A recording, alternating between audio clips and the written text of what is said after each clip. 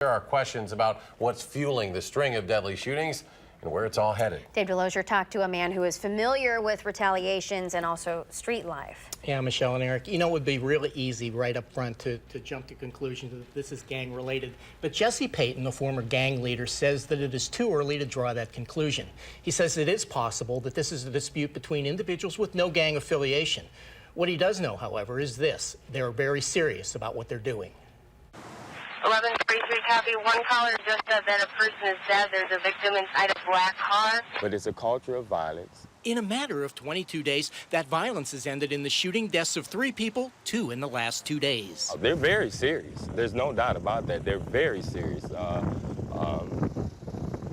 Some call themselves shot us, which is you know, another term for someone who will take you out immediately.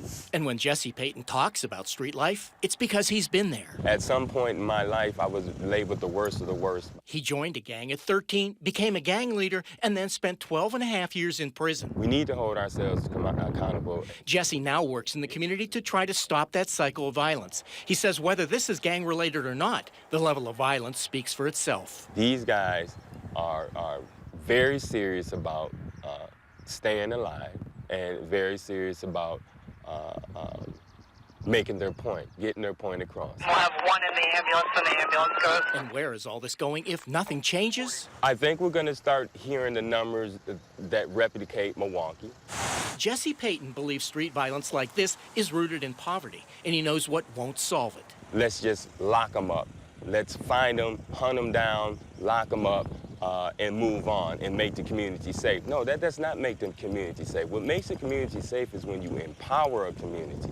This is the same culture of violence that Jesse Payton grew up in. He says you can't arrest your way out of it, but believes there is an answer. But we have to invest in these children. We're not really, investing our time. We're investing money, but we need to reinvest our time back into these children and give them a different vision, a different image than what we're leaving them out here to.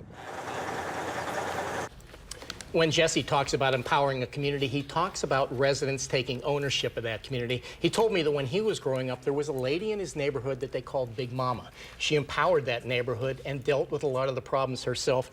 And Eric and Michelle, Jesse tells me that right now there are a lot of Big Mamas in that neighborhood and not a whole lot of problems. I love his thoughts about investing time, not just money, but giving these kids your time. Jesse's a great guy. He is. We appreciate his time. Thank you, Dave.